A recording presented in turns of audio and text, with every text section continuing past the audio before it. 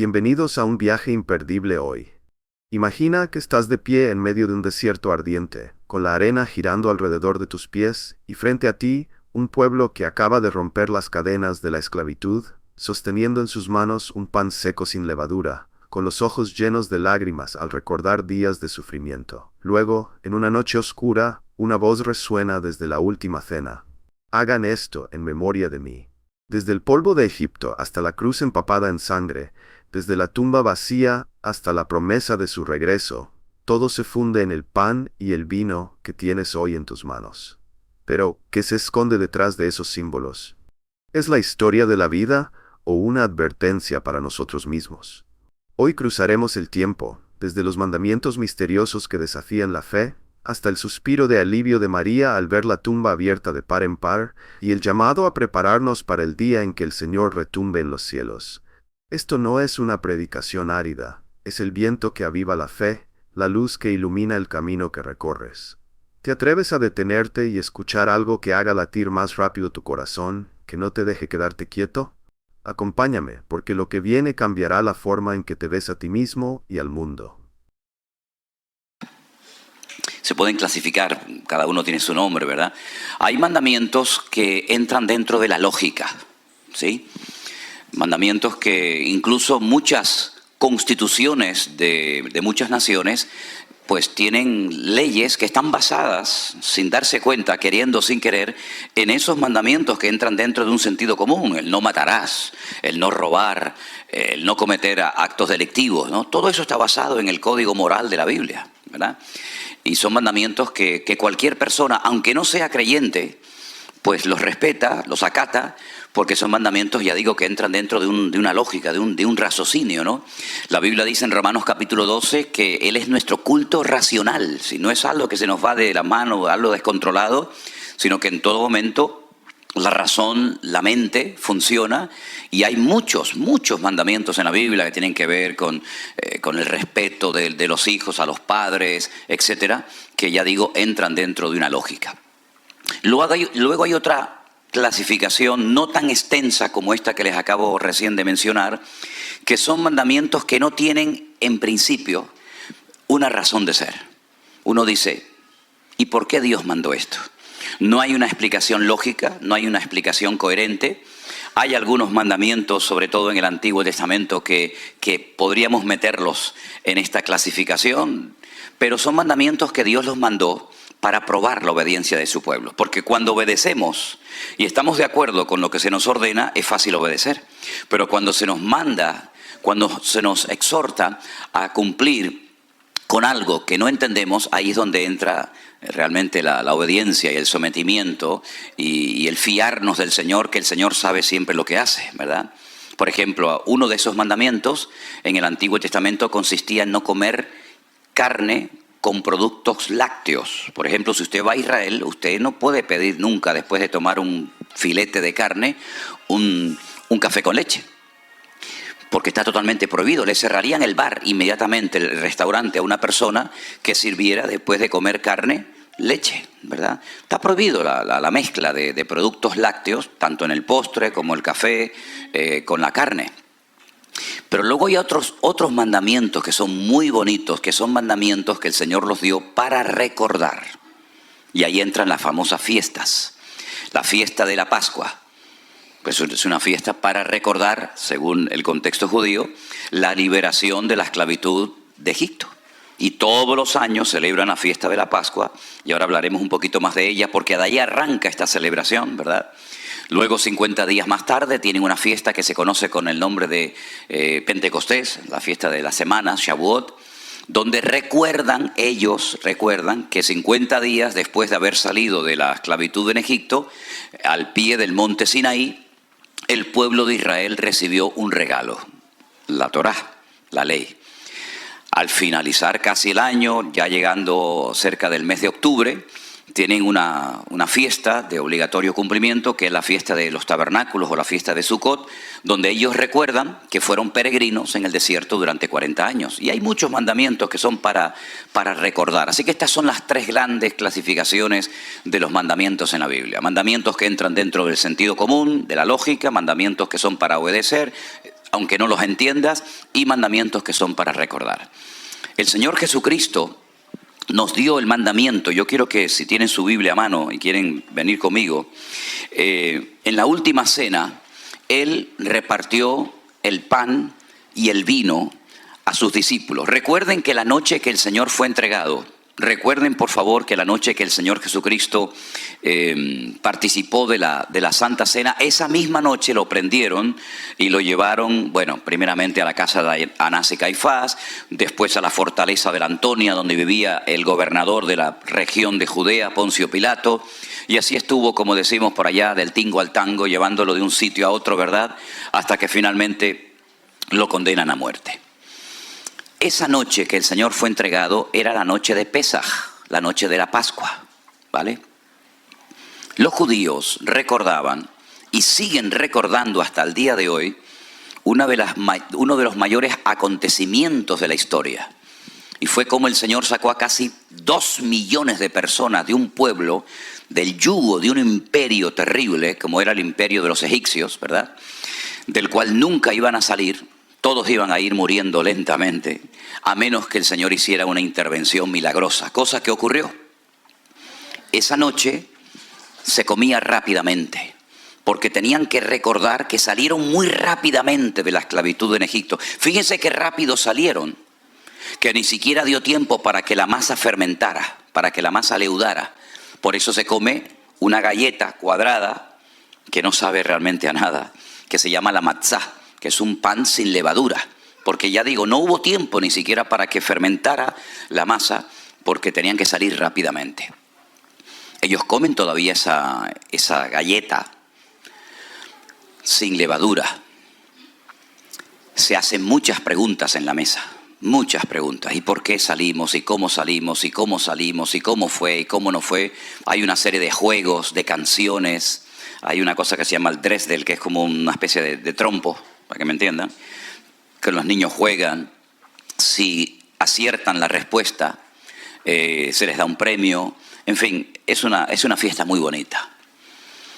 Tienen un plato de agua salada, muy salada, y unas hojas de hierbas muy amargas que las mojan en ese plato salado y se las comen, saben a rayos.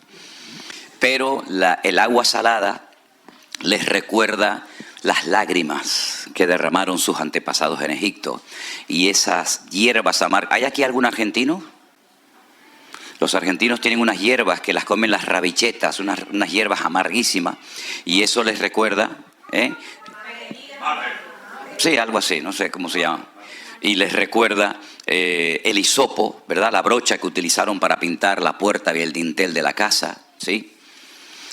Comen cabezas de pescado, porque dice la Biblia que si obedecemos al Señor seremos cabeza y nunca cola. Todo es simbólico, todo es representativo. Tienen un postre que es como un ladrillo de color marrón, le echan mucha canela por encima, lo llaman el caroset, y lo comen para recordar los ladrillos que hicieron en Egipto para la construcción de los palacios y de los templos y las pirámides de los faraones. El plato fuerte de la noche, evidentemente, es el cordero, que lo tienen que partir de tal manera que ni un solo hueso sea quebrado. Y si es mucho para una sola familia, comparten con la familia de al lado. Y es que el Señor Jesucristo es el Cordero de Dios que quita el pecado del mundo, pero ni un solo hueso de Él fue quebrado. Todo es representativo de lo que pasó aquella noche. Tienen no una, discúlpenme lo que voy a decir ahora, pero yo les digo lo que es: 4 copas de vino delante de cada comensal en la mesa, hasta arriba. Y yo pregunté, ¿y por qué las llenan casi hasta arriba, que rebosa? Dice, porque la bendición tiene que rebosar. Si ponemos poquito, la bendición es corta, ¿no? Bueno, yo les digo lo que ellos hacen. Cada uno coja la cuchara y come lo que quiera, ¿no? Y entonces cada copa recuerda una promesa que el Señor le dio a ellos. Yo seré vuestro Dios, yo os libertaré de las tareas pesadas de Egipto, etcétera, etcétera. El papá de la casa, el que ocupa la cabecera, por decirlo de alguna manera, coge el pan, lo parte y dice, mirando a la cara de los que están sentados a la mesa: este es el pan de aflicción que comieron nuestros antepasados en Egipto. Comamos de él. y recuerdan la aflicción, la amargura de la esclavitud, porque la palabra Egipto en hebreo se pronuncia Mitzraim. Y en hebreo hay dos M's, dos letras M, una que es abierta por abajo y una que se llama la men sofit o la men final, que es la que se escribe al final de una palabra, que es un cuadrado, exactamente igual que un cuadrado. No hay ninguna abertura ni por los lados, ni por arriba, ni por abajo. Y eso es muy interesante, porque Egipto fue una puerta abierta para que ellos entraran, pero se convirtió en una jaula de oro. Ya no podían salir, solamente pudieron salir porque el Señor intervino y los compró y los redimió. Y por eso la palabra Pesaj, Pascua, significa saltar. Porque el ángel que el Señor envió a Egipto aquella noche, cuando iba por las casas y veía la sangre en la puerta, saltaba, pasaba, ¿verdad? Porque esa noche todos podían morir, los primogénitos, a menos que fueran un pueblo de obediencia, cubiertos por la sangre del Cordero en aquella época. ¿Qué les parece? No me digan a mí que no es bonito todo esto, ¿eh? Así que, mis queridos hermanos, esa noche el Señor Jesucristo, como buen judío que era, de la tribu de Judá, se levantó de la mesa y cogió el pan y no dijo lo que les acabo de comentar, sino dijo: esto es mi cuerpo que por vosotros es partido, haced esto en memoria de mí. Y se quedaron seguramente muy sorprendidos, porque era la primera vez en la historia que se cambiaba la fórmula. Es que el Señor viene a romper estructuras. Lamentablemente hay gente que está tan estructurado y piensan que ya lo saben todo y encasillan a Dios en sus argumentos, ¿verdad? Y el Señor viene muchas veces a romper viejas estructuras y viejos moldes que tal vez funcionaron en su momento, pero que ya no van, porque el Señor dice que hace nuevas todas las cosas. Y cuando se levantó de la mesa, cogió la copa principal y no mencionó promesas del Antiguo Testamento para el pueblo de Israel, sino dijo: esta es mi sangre que por vosotros es derramado, ¿verdad? Así que es un momento muy importante para la iglesia para recordar nuestra liberación de nuestro Egipto espiritual, del pecado. Como el Señor nos liberó de las garras, no del faraón, sino del mismísimo Satanás, que ocupó, ¿verdad?, el corazón del hombre desde el jardín del Edén, cuando el hombre se desconecta de Dios, cuando el hombre obedece y cree más a los argumentos y a las ofertas de Satanás en vez de a la palabra de Dios. Cuando Dios le dijo: el día que coman de este árbol moriréis, y Satanás le dice: no moriréis. Dios os ha engañado. Dios sabe que el día que comáis de él seréis como él, le haréis la competencia, y es cosa que él no quiere. Por lo tanto, ellos se fiaron más de la voz del enemigo que de la voz del Creador. Es un atentado tremendo contra la soberanía de Dios. Fijaros qué cosa tan interesante, lo digo entre paréntesis: para que Eva cayera en pecado, tuvo que venir Satanás en persona. Satanás en persona solamente ha tentado a dos personas: al Señor Jesucristo y a la mujer. Pero para hacer caer al tontorrón de Adán, con Eva fue suficiente. Ahí queda eso. ¿Qué les parece? Tremendo, ¿eh? La Santa Cena nos hace recordar el amor de Dios derramado en la cruz por nosotros. Pero también nos hace recordar que nuestro Señor Jesucristo viene pronto. Porque dice: haced esto en memoria de mí hasta que yo venga. Luego el Señor volverá otra vez. Y cada día falta menos para que el Señor retorne a este mundo. Y esa es la bendita esperanza de la iglesia, que nuestro Señor Jesucristo no se ha olvidado de nosotros. Y dice ya que en aquellos siglos algunos decían: ¿dónde está la promesa de su advenimiento? Porque no viene, no aparece. Y entonces Pedro les responde y le dice: el Señor no retarda su promesa, según algunos lo tienen por tardanza, sino que es paciente para con todos, esperando que todos procedan al arrepentimiento. Ese es el único y principal motivo por el cual el Señor todavía no ha venido, porque está esperando que toda la humanidad proceda al arrepentimiento y no se condene por la eternidad. ¿Se da cuenta? Pero también es un momento muy especial para la vida interna del creyente, para la vida interna de la iglesia. Quiero leer algunos versículos en 1 Corintios capítulo 11, donde Pablo descubre una realidad que estaba ocurriendo en la iglesia de Corinto y que estaba afectando a más de uno de los miembros. 1 Corintios capítulo 11, mis queridos hermanos, a partir del verso 27, la palabra del Señor, vamos a prestar atención, nos dice así: De manera que cualquiera que comiere este pan o bebiere esta copa del Señor indignamente, será culpado del cuerpo y de la sangre del Señor. Por tanto, pruébese cada uno a sí mismo y coma así del pan y beba de la copa. Escuchen esto. Porque el que come y bebe indignamente, sin discernir el cuerpo del Señor, juicio come y bebe para sí. Por lo cual hay muchos enfermos y debilitados entre vosotros, y muchos duermen. Enfermedad, debilidad y muerte, por participar indignamente sin discernir el cuerpo del Señor. Pero si nos examinásemos a nosotros mismos, no seríamos juzgados. Mas siendo juzgados, somos castigados por el Señor, para que no seamos condenados con el mundo. Así que, hermanos míos, cuando os reunís a comer, esperaos unos a otros. Si alguno tuviere hambre, coma en su casa, para que no os reunáis para juicio. Las demás cosas las pondré en orden cuando yo fuere. Es decir, había entrado ciertas enfermedades y debilidades, incluso algunos fallecimientos en la congregación, por haber tomado indignamente el cuerpo, o el pan y el vino en el nombre del Señor. Por lo tanto, es un momento para probarnos, para examinarnos a nosotros mismos. De nada sirve que digamos, yo estoy bien delante del Señor, si luego usted tiene problemas con el más próximo, con el más cercano. De nada sirve que su relación vertical con Dios, según usted, esté bien y ordenada y limpia, si después su relación horizontal con sus hermanos, con su marido, con su esposa, con sus hijos, con sus familiares, es un desastre. Esa no es la voluntad de Dios. La voluntad de Dios es que nuestra vida esté en orden dentro y fuera de la iglesia. Que nuestra vida esté bien alineada con el Señor y también, lógicamente, con nuestros hermanos. Es más, Juan es muy profundo en esto. Y él llega a decir que si alguno en la iglesia se atreve a decir que ama a Dios, al cual nunca nadie ha visto, y aborrece a su hermano, el tal es un homicida. Porque el amor a Dios empieza por el amor al hermano, por el amor al prójimo. No podemos desconectarnos de la realidad interpersonal entre nosotros y decir que, bueno, yo vivo en la estratosfera, mi relación muy íntima y personal y hermética con el Señor, pero luego no tengo relación con nadie, no hablo con nadie, me peleo con todo el mundo.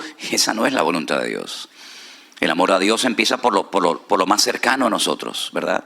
Y por eso dice Juan que es mentiroso aquella persona que dice que ama a Dios y aborrece a su hermano. Por lo tanto, es un momento muy especial, muy bonito, muy interesante para que nos probemos y nos examinemos a nosotros mismos. La iglesia de Corinto era una iglesia con muchos dones, pero con poco fruto. Y aquí tiene que haber un equilibrio. Si usted dice que tiene muchos dones, pero luego no se manifiesta el fruto del Espíritu Santo en su vida, aquí hay un desorden. Y la palabra shalom, que es la palabra paz, viene de shalem, que es equilibrio. Tiene que haber un balance, tiene que haber un equilibrio, ¿verdad?, entre el don, el fruto y el don, y ambos se complementan. Dice que el apóstol Pablo le decía a los hermanos de Corinto, nada os falta en ningún don. ¡Wow! Tremendo, ¿eh? Nada os falta en ninguno de los dones. Y él menciona 9. Nada os falta en ningún don, pero sois carnales, sois niños en Cristo, os di a beber leche y no vianda, porque aún no sois capaces todavía, pues habiendo celos y contenciones entre vosotros, no sois carnales y habláis como los hombres. Entonces parece como una incoherencia, ¿no? Una iglesia con tantos dones y sin embargo con tan poco fruto. Y eso es algo que se nos vuelve en nuestra contra, porque al mundo no se le gana por los dones, al mundo se le gana por la manifestación del fruto del Espíritu en nuestra vida. Al mundo no le importan los dones que usted tenga, porque al fin y al cabo prácticamente el 90% de los dones se ejercitan, se manifiestan de puertas para adentro, pero el fruto nos sirve para vivir la realidad, la cruda realidad del mundo en el cual Dios nos ha colocado a cada uno de nosotros. Así que, mis queridos hermanos, yo les invito a cerrar sus ojos en esta mañana y a orar a nuestro Dios y pedir que el Señor nos permita en esta mañana participar del pan y del vino dignamente, comprendiendo que no estamos cumpliendo un ritual ni una liturgia religiosa de la iglesia, sino estamos recordando la muerte, la resurrección, la venida de nuestro Señor Jesucristo pronto. Y también es un momento para que nos probemos y nos examinemos cómo estamos andando delante de Dios. ¿Cómo está mi relación con los más cercanos? Dice la Biblia que el que descuida a los suyos, escuche bien esto, El que descuida a los suyos, y esto va bien para las esposas, esto va bien para los maridos, esto va bien para todos. El que descuida su casa es peor que un incrédulo y ha negado la fe. Eso dice la palabra de Dios. Señor, por eso en esta mañana queremos participar dignamente de este momento tan especial que trae una renovación y un refrigerio espiritual a tu amada iglesia. Señor, bendice estos emblemas, estos símbolos que representan algo tan importante como es tu cuerpo, tu misma vida y tu sangre derramada por nosotros en aquella cruz. Gracias porque así como tú liberaste milagrosamente de la esclavitud, después de 400 largos años a tu pueblo de Israel de Egipto, a nosotros también nos has liberado de las garras del diablo. Y hoy podemos vivir en paz, en libertad, en esa libertad gloriosa y maravillosa de tu pueblo, de tus hijos. Y podemos proclamar hoy que tú eres nuestro Señor, que tú eres el que nos has liberado y nos has dado vida y vida en abundancia. Bendice este momento tan especial, tan lindo para nuestras vidas. Y ponemos todo en tus benditas manos, oh Dios, en el nombre de tu amado Hijo Jesús. Amén y amén. Pido a la iglesia que se ponga de pie. Tal vez el pastor José nos pueda ayudar ahí con un... Yo voy a pedir a un par de hermanas, tal vez... bueno, ya están listas. Que vayan comenzando a repartir y esperamos todos, gracias, esperamos todos para participar juntos, ¿sí? Pero tenga ahí su pan, su vino. Gloria a nuestro Dios. Amén. Yo recibí del Señor lo que también les he enseñado. Que el Señor Jesús, la noche que fue entregado, tomó pan y habiendo dado gracias dijo: tomad y comed, porque esto es mi cuerpo, que por vosotros es partido. Haced esto en memoria de mí. Participamos juntos, amados hermanos, del pan. Gracias, oh Dios.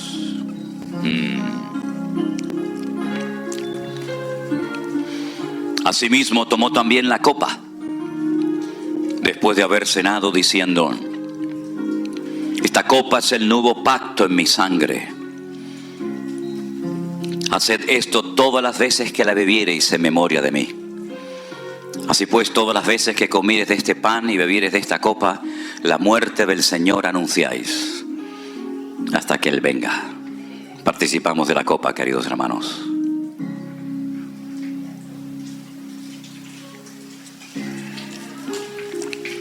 Gracias, amado Dios.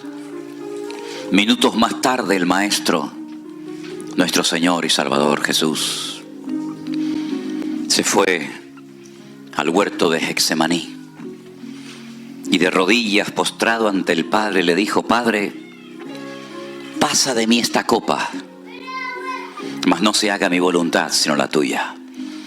Y esa copa representaba para él muerte, humillación, desprecio. Pero él fue a la cruz porque sabía que era la única manera de que el hombre pudiera volver a conectarse con su Padre, con el Creador del universo. Fue tan terrible lo que pasó en el jardín del Edén, fue tan doloroso, que el Padre tiene que mandar a su Hijo unigénito al mundo para que ocupe nuestro lugar en la cruz, para que todo aquel que crea en Él no se pierda, mas tenga vida eterna. Fíjense las consecuencias del pecado. Fuimos nosotros, sí, nosotros, tú y yo, los culpables de que Él tuviera que morir de aquella manera tan terrible.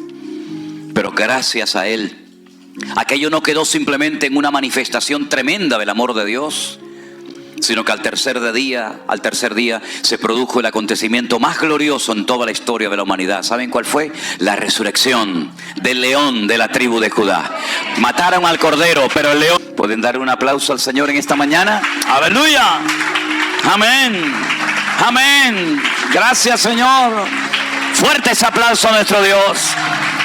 ¡Aleluya! Te alabamos, te adoramos, Señor. Bendito seas. Bendito sea tu nombre, Señor. Amén. Amén. Pueden tomar asiento, mis hermanos. ¿Cuántas medidas se tomaron para que no saliera de la tumba? Nunca se habían tomado tantas medidas para que un muerto no saliera fuera. 16 soldados romanos armados hasta los dientes para cuidar a un muerto. Un precinto romano que no se podía quebrantar y si se hacía era bajo pena de muerte. Una piedra de más de 4.000 kilos en la puerta para tapar la tumba para que no saliera. Para un muerto. Yo creo que en el fondo sus enemigos tenían temor de que volviera a la tumba, de que volviera de la tumba a la vida. Y saben una cosa, y quiero que lo tengan esto bien claro. Cuando María Magdalena fue al sepulcro bien temprano en la mañana, dice que la piedra estaba removida. Pero la piedra no se movió para que él pudiera salir. No, la piedra se movió para que ella pudiera entrar. Es diferente. Claro, es que si no se mueven la piedra, ¿por dónde sale? No hay problema en eso. Él traspasaba las paredes. Pero dice la Biblia que cuando esta mujer salió corriendo a la casa donde estaban sus discípulos orando o temblando o llorando, le dijo, ¡está vivo! ¡Está vivo! Lo he visto. Y salieron corriendo. Salió corriendo Pedro y Juan. Juan llegó pero no entró. Pero fíjese ahora lo que voy a decir. Dice que Pedro entró, vio y creyó. Fíjese los verbos. Entró, vio y creyó. Entiendo los dos primeros, pero el tercero, entró, está claro. Vio, vale. ¿Pero qué fue lo que vio para creer? Dice que vio los lienzos puestos allí. ¿Saben lo que yo hacía cuando me iba de casa para que mi padre pensaba que estaba en la cama durmiendo? Cogía 2 almohadas, las metía así debajo, como la película de Alcatraz. ¿Vio la película de Alcatraz? Entonces pasaba así y miraba el bulto y dice, bueno, el niño está durmiendo. El niño estaba en la Patagonia, ¿no? Los lienzos no explotaron, ¡pum! Y ahí salió el Señor, sino que estaban exactamente igual de bien colocados como si el Señor estuviera dentro.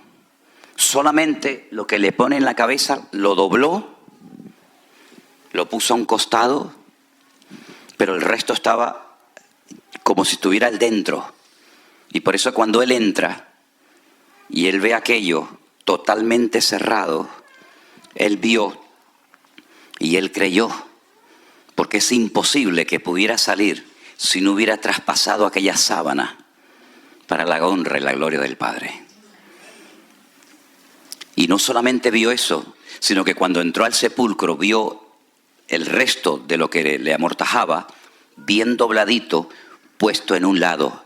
Y todo lugar donde hay orden, allí está el Señor. Pero donde hay desorden, Dios no está. Pablo dice, esto lo enseño en todas las iglesias. Nuestro Dios es un Dios de orden y no un Dios de confusión, como en todas las iglesias de la época enseñamos. Nuestro Dios siempre nos muestra que es un Dios de orden en todo, en la economía, en la familia, en la iglesia, cuando se manifiestan los dones del Espíritu Santo, en todo lo que hacemos en la vida. Tenemos que manifestar, tenemos que exteriorizar la esencia de nuestro Dios, que es nada más y nada menos que el orden. Dios puso orden desde el Génesis 1:1 hasta el amén de Apocalipsis. Todo es orden, orden, orden en los sacrificios, orden en los animales, orden en la familia, orden en el tabernáculo, orden en el templo, orden en la iglesia, orden hasta en la gran tribulación puso orden. Y dice, ahora viene esto, después viene lo otro, ahora son los sellos, ahora son las trompetas, ahora son las copas, ahora es el anticristo, ahora el falso profeta. Y hay un orden hasta en el peor tiempo de la historia, ¿verdad? En el caos, en medio de ese caos hay un orden, porque Él es el que controla la historia. Y por eso nuestras vidas tienen que reflejar orden desde los pies hasta la cabeza. ¿Cuántos dicen amén? Gloria a Dios. Y Él estableció que en un momento puntual de la vida los padres iban al templo a presentar a sus hijos al Señor. Y hoy hay algunos padres que quieren presentar, son 3 niños los que van a presentar, a Christopher, a Alejandra y a Juliana. ¿Y los papás de ellos están aquí? ¿Sí? ¿Pueden pasar un segundito los papás con sus hijos, por favor? Gloria al Señor, qué bueno. ¿Quién es Christopher? Este es Christopher. No. Pase, si quieren. Por favor. Alejandra, Alexandra y Juliana. Ya viene. Ok, gloria a Dios, qué bueno. Ahí viene Alexandra, o Juliana, perdón. Qué bueno. La responsabilidad de criar a los hijos no es del gobierno, no es del Estado. La responsabilidad de enseñar la palabra de Dios e instruir a los niños desde temprana edad no es de la iglesia, la escuela dominical, ni del colegio, ni de la universidad. La responsabilidad recae sobre los hombros de los padres. Así que, si usted verdaderamente quiere poner en práctica lo que dice la palabra de Dios, tendrá que preguntarse, ¿qué le voy yo a transmitir espiritualmente a mis hijos? Porque el mejor regalo que le podemos dar a los hijos, aparte de ropa y estudios y todo eso, es la instrucción bíblica. Porque con eso usted puede salvar a su hijo por la eternidad. Ahora son niños, ahora juegan y saltan y brincan. Pero llegará el momento cuando tendrán que tomar sus propias decisiones. Y se casarán y tendrán familia. Esa es ley de vida. Pero ahora es cuando se pone la base. Ahora es cuando se pone el fundamento. Y la Biblia dice que 2 hombres se pusieron a construir una casa. Uno la construyó muy rápido. Esas cosas que son muy rápidas a mí me dan miedo porque las cosas de Dios tienen que ir paso a paso. Como dicen los italianos, piano piano se va lontano, ¿no? Y construyó su casa y el otro también la construyó. Tardó un poquito más, pero al final las 2 casas estaban levantadas. Ay, amigo, pero cuando sopló el viento, cuando subió el nivel del agua y la lluvia dio con ímpetu contra las paredes de aquella vivienda, una de las 2 se desmoronó y literalmente dice la Biblia, y fue grande su ruina. La otra permaneció. La diferencia entre una y otra no eran los muebles, no eran las paredes, no era lo que se veía, sino lo que no se veía. La base de una era arena. Arena. No había fundamento, no había solidez y se desmoronó. La base de la otra casa era la roca. Y la roca es la palabra. La roca es el mismo Cristo. El que le da estabilidad a la familia. El que le da estabilidad a una nación, a un pueblo. El que le da firmeza a una vida. ¿Verdad? Por eso dice la palabra de Dios que el que oye la palabra y la olvida y no la pone en práctica es como el hombre que construyó su casa sobre la arena. Pero el hombre, la familia, el hogar, el matrimonio, que pone su vida sobre la roca, sobre la palabra de Dios, dice que es el hombre prudente, el hombre sabio, porque tiene visión de futuro. Hoy podemos sonreír y saltar y brincar y alabar a Dios, pero la vida da muchas vueltas, muchas vueltas. Hay naciones que de la noche a la mañana pasaron de un momento de paz a un momento de guerra. Hay familias que pasaron de una fiesta alegre y gozosa a un momento de tragedia. La vida da tantas vueltas, tantos cambios. Y lo que nos va a mantener firmes, ¿saben lo que es? La palabra de Dios.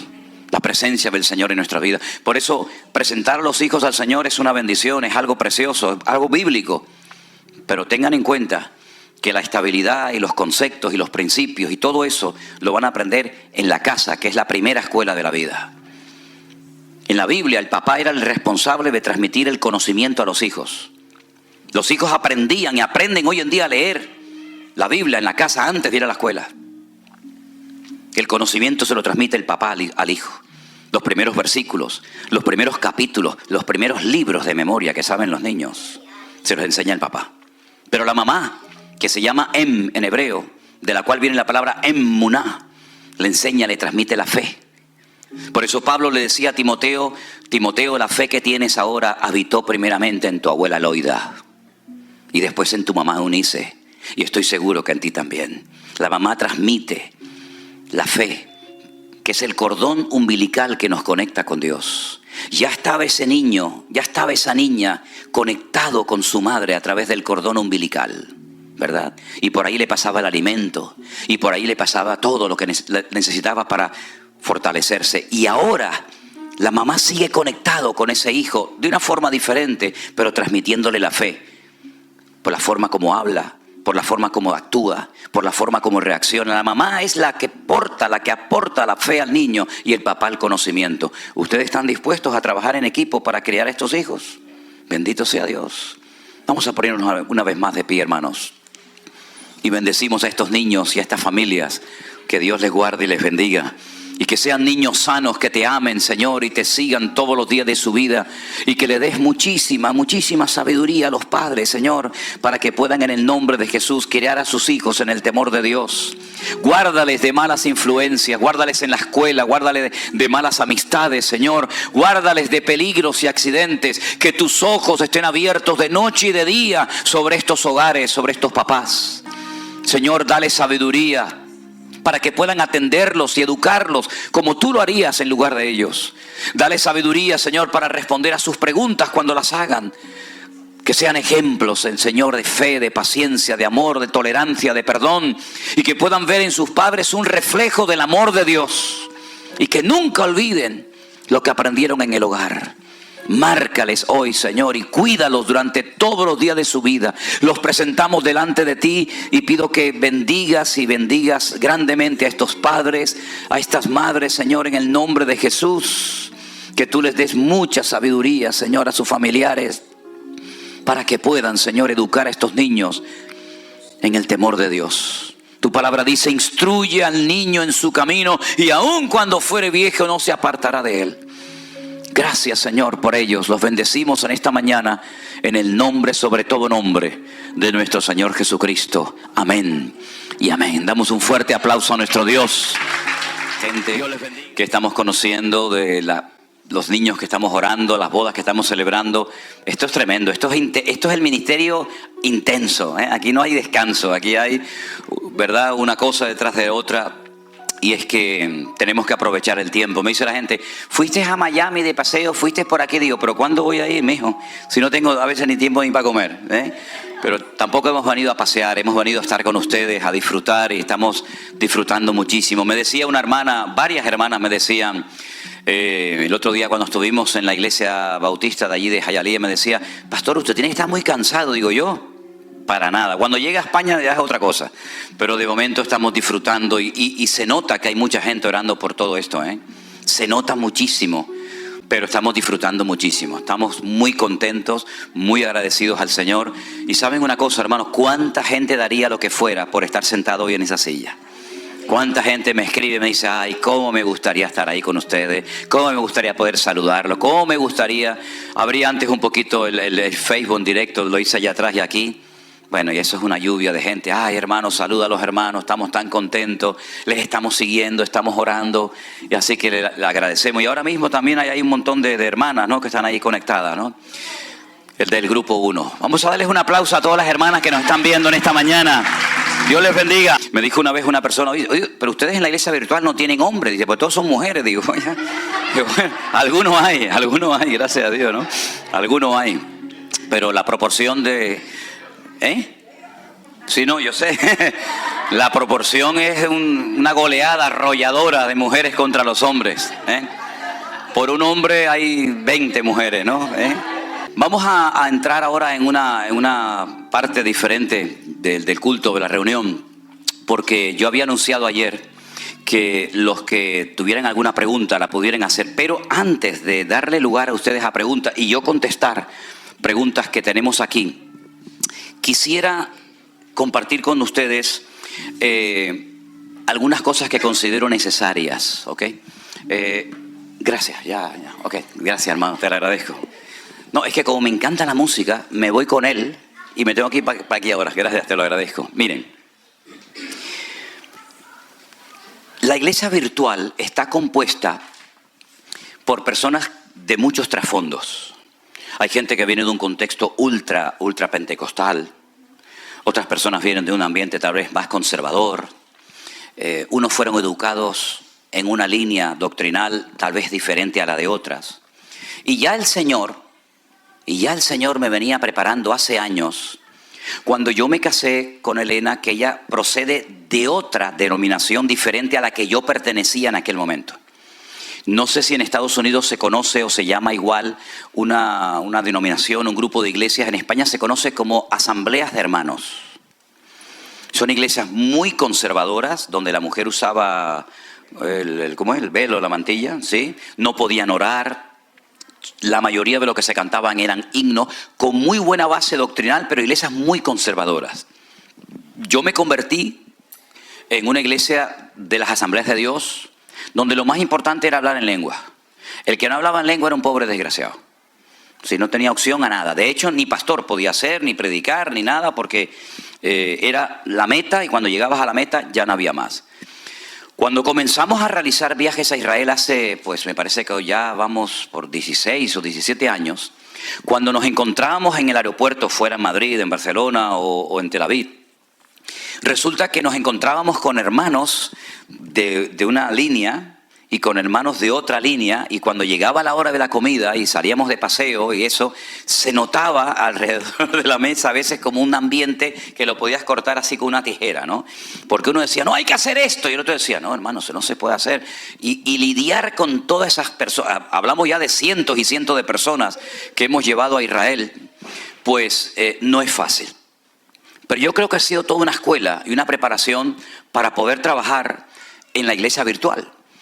Y a veces lo que yo noto, tanto en la iglesia virtual como fuera de ella, lo que yo noto es que a veces hay términos, hay palabras que para un hermano significan una cosa y para otro hermano significan todo lo contrario, completamente diferente. Y ahí es donde se producen los encontronazos, las chispas, ¿no?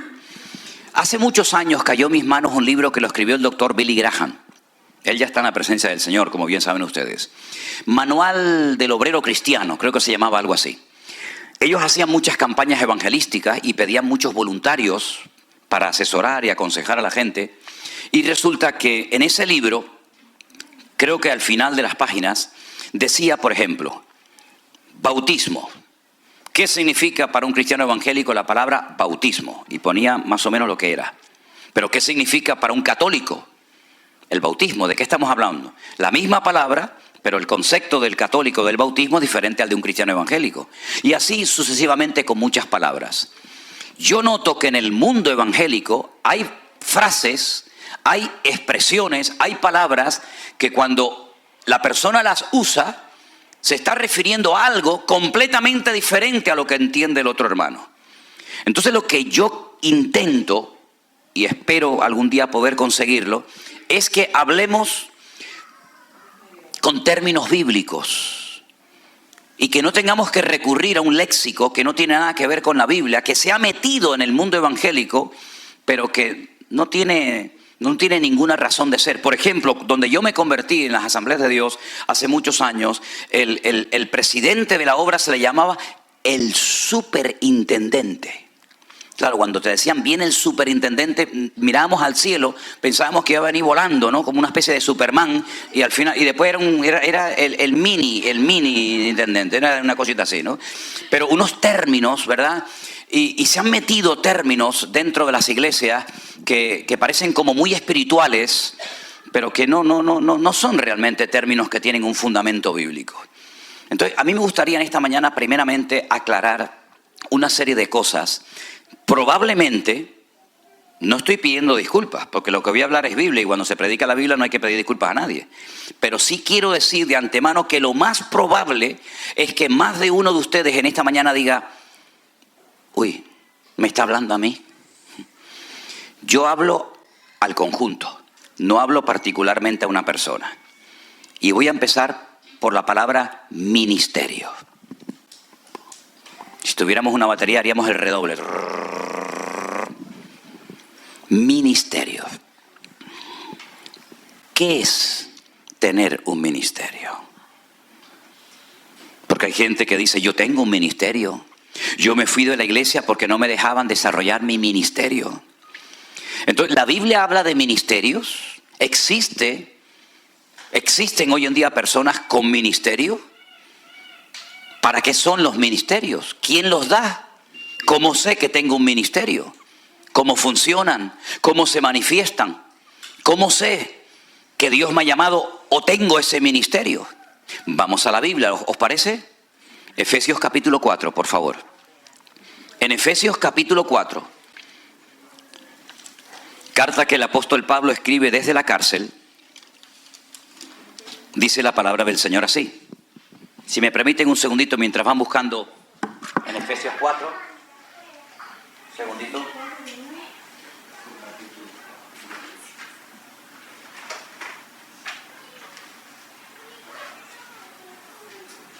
tengo que grabar esto, ¿sí? Entonces lo puedo poner, por ejemplo, por aquí.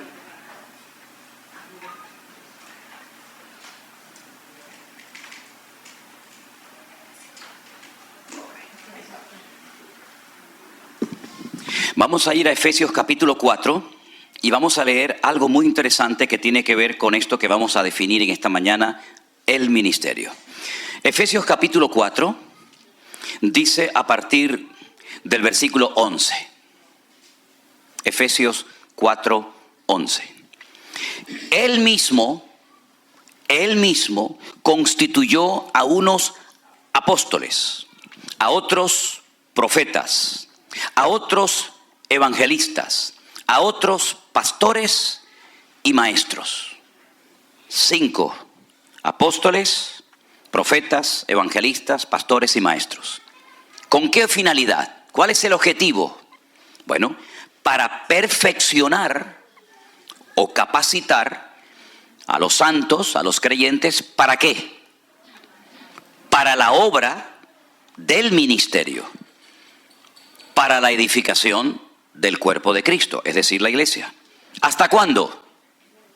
Hasta que todos lleguemos a la unidad de la fe y del conocimiento del Hijo de Dios, a un varón perfecto o completo, a la medida de la estatura de la plenitud de Cristo, para que ya no seamos niños fluctuantes, llevados por doquiera de todo viento de doctrina, por estratagema de hombres que para engañar emplean con astucia las artimañas del error, sino que siguiendo la verdad en amor, crezcamos en todo aquel que es la cabeza, es decir, en Cristo, de quien todo el cuerpo, es decir, toda la iglesia, bien concertado y unido entre sí por todas las coyunturas que se ayudan mutuamente, según la actividad propia de cada miembro, recibe su crecimiento para ir edificándose en amor. Los 5 ministerios, los únicos 5 ministerios que la Biblia enseña que existen, los hemos leído en esta mañana. Los apóstoles, los profetas, los evangelistas, los pastores y los maestros. Eso es lo que la Biblia llama y considera ministerios. Si usted está de ujier en la puerta de una iglesia, lo cual es loable y le estamos muy agradecidos, eso no es un ministerio. Eso es una función, es un servicio. Gracias al Señor que usted lo está prestando con todo el amor del mundo y se esfuerza por hacerlo bien y por atender a la gente, porque el ujier que está en la puerta es la primera imagen que se lleva una persona cuando llega a un lugar. Y una de las leyes de Murphy dice: nunca tendrás una segunda oportunidad para dar una primera imagen. Por lo tanto, el ujier es fundamental, porque si el ujier tiene cara de vinagre o está enfadado ese día o sabe Dios qué, ya dice: uy, ¿cómo son toda la gente aquí de rara? No, es él el raro, pero todos los demás somos normales, ¿verdad? Pero no es un ministerio, el ministerio del ujier. No, yo tengo el ministerio de limpiar la iglesia. Eso no es un ministerio, es un servicio. Es una función tremendamente importante en la iglesia y necesaria, pero no entra dentro de lo que hemos leído en esta mañana, que se considera un ministerio. Entonces vamos a hablar con coherencia y con propiedad y con madurez.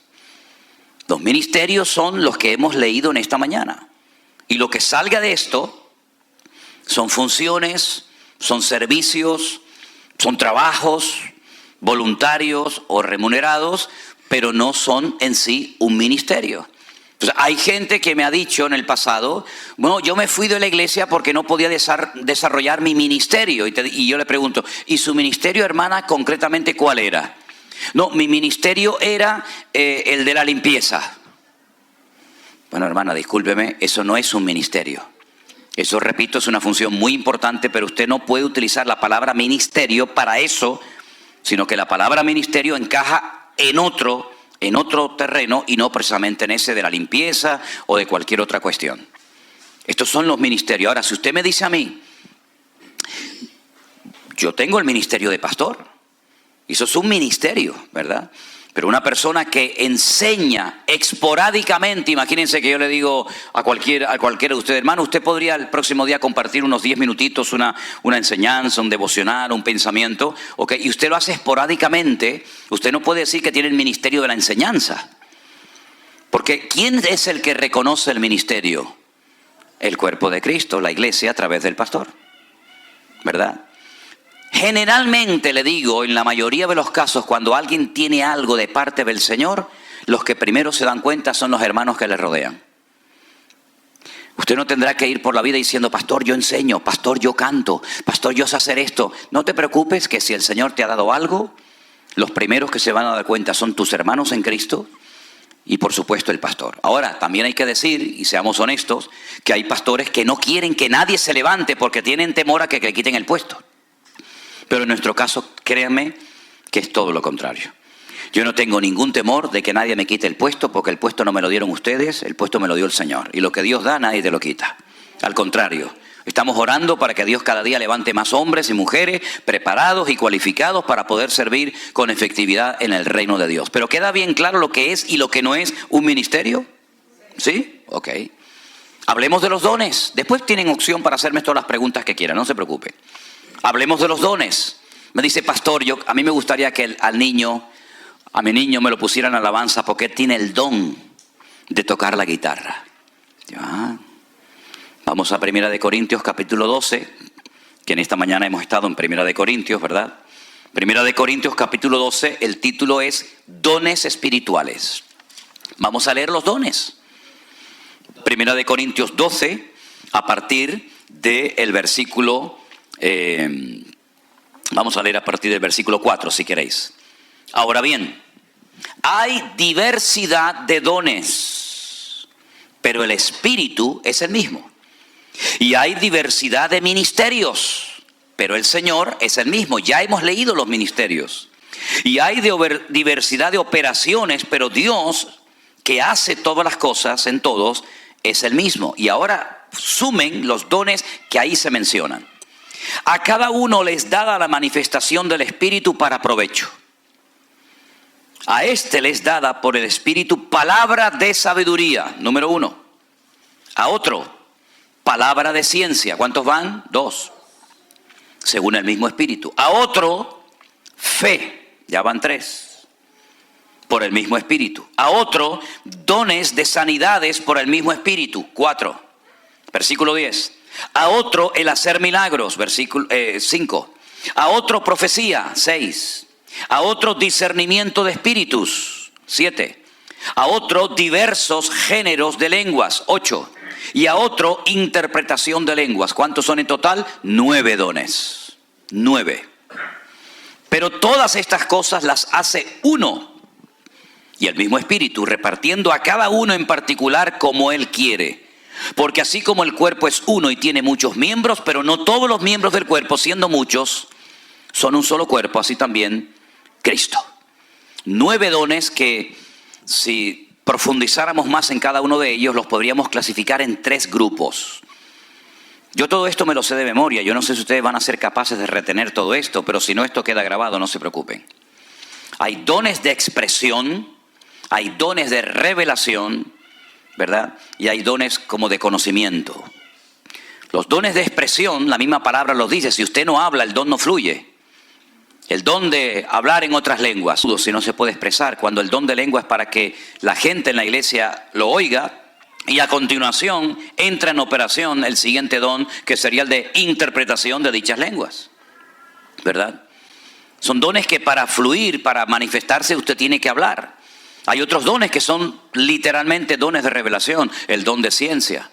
El don de ciencia se manifestó en Pedro en la iglesia primitiva en una ocasión cuando un matrimonio habían vendido una propiedad, se llamaban Ananías y Zafira.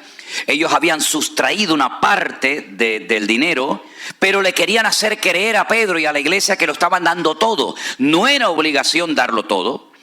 No era un mandamiento bíblico que el que tuviera un terreno, una finca, un campo lo vendiera y lo diera a la obra. No era obligación. La gente lo hacía libre y voluntariamente. Usted podía vender un terreno y decir, bueno, voy a apartar una parte para mí y voy a apartar una parte para la obra del Señor. Pero ellos lo que hicieron era, sustrajeron, ambos se pusieron de acuerdo, una parte, y le querían, repito, hacer creer a la iglesia y a Pedro que eran gente muy generosa y que lo estaban dando todo. Cuando llegan a la iglesia, ¿verdad? Cuando llega el hombre, Ananías, y le dice: Pedro, aquí traigo todo el dinero que me han dado por el terreno, por la herencia que he recibido. Y Pedro le dice: ¿esto es todo lo que te dieron? Y él dice: sí, todo lo estamos dando. Al momento cayó muerto. Muerto. Y lo cogen los jóvenes, se lo llevan y lo entierran. Como a las 2 o 3 horas más tarde, llega la mujer, Zafira, y le vuelve a preguntar: Pedro, ¿están dando todo a la obra? Te estoy dando la oportunidad de ser sincera. No, mire, hermanos, yo estoy dando una parte que Dios ha puesto en mi corazón y el resto nos lo quedamos nosotros. Muy bien, no hay ningún problema. Tu marido acaba de ser enterrado hace un rato y a ti te van a pasar lo mismo. Y la sacaron. Yo una vez dije, si cayeran muertos hoy en día todos los hipócritas en las iglesias, tendríamos funerales todos los días. Tendríamos montañas de muertos allá afuera. Porque en la iglesia no se puede vivir de las apariencias. Con la apariencia podemos engañar y manipular las cosas a las personas, pero no podemos engañar a Dios, porque Dios sabe en el fondo lo que eres y lo que no eres, lo que tienes y lo que no tienes. ¿Se da cuenta? Ese es el don de ciencia. ¿Cómo sabía Pedro que estaban engañando? Porque Dios se lo reveló. Ese es el don de ciencia. Cuando le dijo el profeta Eliseo a Giesi: ¿de dónde vienes? ¿Yo? Yo no he ido a ninguna parte. Sí. Tú sí has ido detrás de Naamán, ahora el que el Señor ha sanado de lepra. Quiero decirte que por tu avaricia, porque yo no te mandé y tú le dijiste a él que yo te mandaba para que nos diera algo, y tú cogiste lo que él te dio, lo escondiste creyendo que nadie te veía, y quiero que sepas que tú y toda tu descendencia para siempre seréis leprosos. Y la lepra de Naamán se te pegará a ti y a tu descendencia. Son cosas tremendas que ocurren en la Biblia, ¿verdad? Y eso es don de ciencia. Todos los dones se ven en operación en la vida del Señor Jesucristo. Absolutamente todos los dones. Pero ¿dónde está el don de tocar la guitarra? ¿No hay satanistas que tocan muy bien la guitarra? ¿No hay ateos que tocan muy bien la guitarra, el piano, la trompeta, el saxo, la batería o lo que sea? Eso es un talento. Eso es un talento, no es un don, porque el don es instantáneo. ¿Lo tiene o no lo tiene? El talento hay que tratarlo, hay que cultivarlo. Si usted quiere aprender a tocar un instrumento, si usted quiere aprender a cantar, si quiere aprender a un idioma diferente, usted tiene que trabajar, tiene que estudiar, tiene que esforzarse.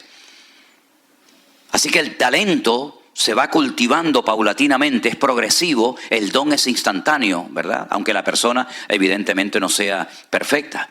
Así que no hablemos, no atribuyamos a personas que tienen el don de esto o el don de aquello, porque los dones ya los hemos leído esta mañana, pero hay otra lista en Romanos capítulo 12 de otros dones que ahí se mencionan.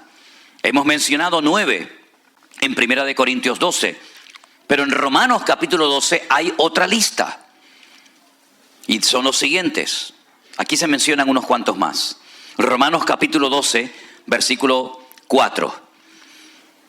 Porque de la manera que en un cuerpo tenemos muchos miembros, pero no todos los miembros tienen la misma función, así nosotros, siendo muchos, somos un cuerpo en Cristo y todos miembros los unos de los otros.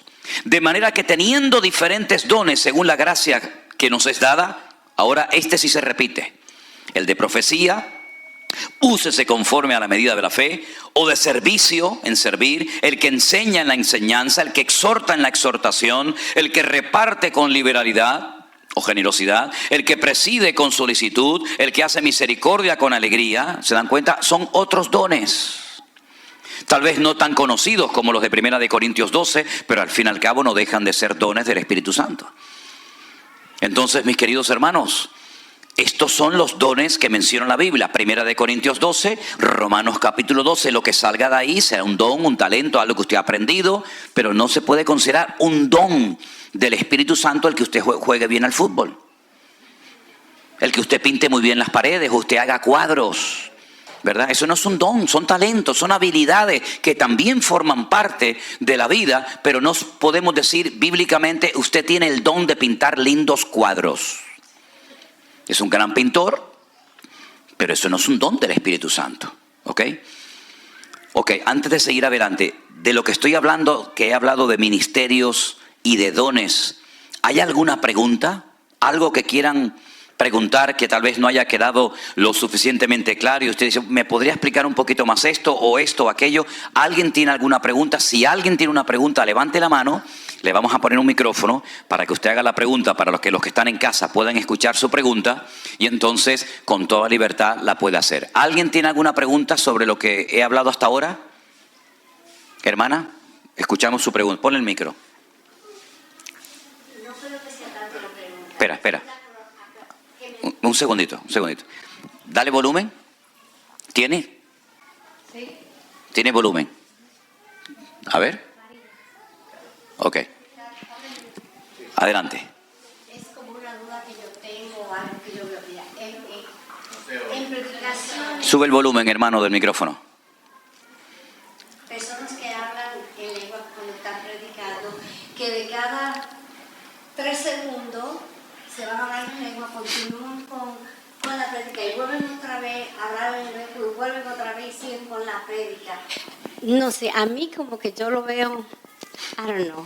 Entonces también noto que fuerzan a veces, hacen los llamados para forzarte, que vayas al frente y forzarte a que hables en lengua. Eso es algo que a mí como que me choca, de que vengan hermanos, pasen adelante, abran sus bocas, empiecen, que ya van a hablar. Y yo me quedo mirando, like, Eso no es bíblico, eso es presión. Y en la iglesia no se tiene que presionar a nadie, a nada. Las cosas en la iglesia fluyen solas por convicción y no por presión. Yo he estado en cultos, yo he presenciado cultos donde la persona que se le dice que tiene que hablar en lengua no habla y resulta de que entonces le dice, bueno, repita conmigo. Y yo digo, ¿cómo que repita conmigo? Y entonces ya le enseñan 4 o 5 palabras o frases y entonces ya ha sido bautizado en el Espíritu Santo. Un aplauso al Señor. Oiga, ya somos mayorcitos, ¿sí? Eso no es así. En la Biblia no hay ni un solo caso de ningún apóstol, de ningún discípulo, de nadie que presionara a una persona para hablar en lengua. De hecho, Pablo en 1 Corintios dice, ¿hablan todos lenguas? ¿No? ¿Son todos apóstoles? ¿Tienen todos dones de sanidad? El Señor reparte como Él quiere. ¿Por qué se ha hecho un sobreénfasis a ese don en particular y no a otros? ¿Por qué no se dice, a ver, vamos a orar para que todos en la iglesia tengan don de servicio? Nunca he visto eso en ninguna iglesia. Vamos a orar para que todos tengamos el don de misericordia o de exhortar. Pero sin embargo se ha hecho un sobreénfasis desde hace unos siglos a esta parte, porque nació aquí en los Estados Unidos un movimiento, ¿verdad?, de que lo importante, lo trascendental, lo fundamental era hablar en lenguas. Incluso se llegó, como dije estos días, a crear toda una teología diciéndole y haciéndole sentir sin querer mal a algunos hermanos que si no hablaban en lengua no eran personas lo suficientemente espirituales. Y no podían ni siquiera ejercer ninguna función dentro de la iglesia, ni siquiera en el ministerio sirviendo al Señor, ¿verdad? Presionar a una persona para que hable en lenguas es un disparate, no es bíblico, no es correcto. Y además no hay una obligación, no hay un deber de que todo creyente tiene que hablar en otras lenguas. No hay una obligación, no es algo prioritario, algo fundamental en absoluto. Es uno de tantos dones que hemos leído en esta. Y otra cosa, dice el apóstol Pablo, y hay todo un capítulo que es el 12 y el 14 de 1 Corintios que dice, si entran en la iglesia y todo el mundo está hablando en lengua, ¿no dirán que estáis locos? Si la gente nos critica injustamente, bueno, lo aguantamos. Pero lamentablemente a veces hay iglesias que parecen circos. Y la gente entra y dice, estos son los cristianos. Uno haciendo el pavo, el otro haciendo el pollo, el otro la gallina, el otro saltando, el otro dando vueltas en círculo como si estuviera en trance. Lamentablemente a veces no se da una imagen digna del evangelio, sino parecen personas que están desquiciadas, locas, fuera de sí, que han perdido el control, cuando la Biblia dice, Él es nuestro culto racional. Eso no significa que estoy lleno del Espíritu. Muchas veces, mire, yo estaba predicando una vez en una iglesia en Canarias, y mientras predicaba la gente venía corriendo, se tiraban al suelo y empezaban a gritar como locos, a patalear. Y yo miraba al pastor para ver si el pastor ponía un poco de orden y me decía, siga hermano, siga. Pero claro, ¿cómo voy a seguir si me están interrumpiendo la predicación? Dios está hablando con su palabra y viene Dios a interrumpir su palabra. Es una incoherencia. Y él decía, es que están cayendo bajo el fuego del Espíritu. Muchos de los que se manifestaban allí no era por el Espíritu de Dios, estaban endemoniados, así de claro como se lo digo. Entonces, ¿cuántas veces por falta de conocimiento, por falta de tacto, por falta de sabiduría, se hacen cosas que uno piensa que están bajo la influencia del Espíritu Santo y son auténticas locuras y entran en carnalidad? Yo fui a predicar una vez a una iglesia y delante de mí había una señora que después de una alabanza empezó a decir, como si estuviera profetizando, ¿no? Pueblo mío, así dice el Señor. Bueno, vamos a ver. Dice, ustedes, los pentecostales, son mis favoritos, son los que yo más quiero. Y todo el mundo, imagínate, una iglesia pentecostal, que el Señor diga, entre comillas, que somos que eran los favoritos, imagínate, eso fue como si fuera metido un gol en su equipo de fútbol favorito, ¿no? ¿Cómo que favorito? Si la Biblia dice que Dios no hace acepción de personas. Yo pensaba que el pastor le iba a decir, hermana, se lo diría en público, hermana, disculpe, eso que ha dicho es un disparate, eso no es de Dios. Eso no es de Dios. Pero no le dijo nada. Entonces, muchas veces falta tacto, falta sabiduría, falta conocimiento de la palabra, y muchas cosas que se le atribuyen al mover del Espíritu Santo no tienen nada que ver con el mover del Espíritu Santo. Fui una vez a una iglesia y había una persona que estaba haciendo el mismo ruido que una gallina cuando va a poner un huevo. Igual. Y yo decía, bueno, a ver si pone huevo ya de una vez. Y le digo, ¿qué le pasa a este hombre? Y dice, no, es que está bajo el poder del Espíritu Santo. Y el otro haciendo el león, porque estaba imitando al león de la tribu de Judá. ¿Dónde está eso en la Biblia? Son auténticos disparates y eso es lo que vende, eso es lo popular, eso es lo que a mucha gente le gusta, pero no tiene nada que ver con el mover genuino del Espíritu Santo de Dios, en absoluto, para nada. Además, cuando una persona habla en lengua en la iglesia, tiene que haber interpretación. Dice, si no, calle. Y por turnos, ¿eh? No todo el mundo como locos hablando al mismo tiempo, sino sea por turnos y calle el primero y después el segundo. Si hay un orden, y si no hay orden, Dios no está ahí. Dios se mueve en el orden, no en el caos y en el desorden. Eso es lo que dice la Biblia. ¿Sí?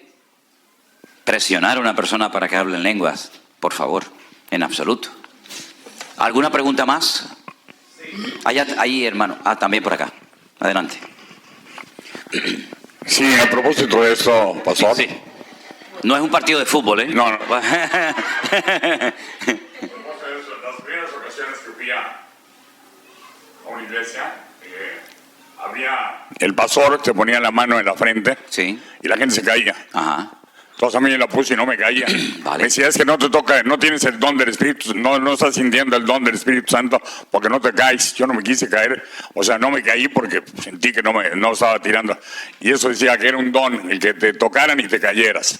Yo he leído en esta mañana la lista de los dones del Espíritu Santo y en ningún momento aparece que hay un don que consiste en tumbar a la gente. Ahora, les cuento lo siguiente. Mi padre, cuando era inconverso, nunca en la vida, jamás en la vida había pisado una iglesia. Él fue a la iglesia, una iglesia evangélica en Las Palmas de Gran Canaria, por primera vez, para darle las gracias a la congregación y al pastor por haber orado por mi hermana, que en aquel momento estaba siendo operada y necesitaba casi un milagro de parte del Señor. Entonces, como mi hermana fue operada, todo salió bien, él fue a la iglesia con un vecino para darle las gracias al Señor, no al Señor, sino al pastor y a la iglesia por haber orado por su hija, punto, ya no vengo más. Cuando mi padre llegó a la iglesia, el culto estaba empezado. Al final de la iglesia había una cruz con una luz por dentro y estaban cantando el antiguo himno en la cruz, do primero vi la luz, ¿verdad? Cuando mi padre entró por el pasillo de la iglesia, mi padre nada más entrar, cayó postrado al suelo llorando por una convicción de pecado espectacular. En aquella época no se caía nadie, ni las moscas se caían.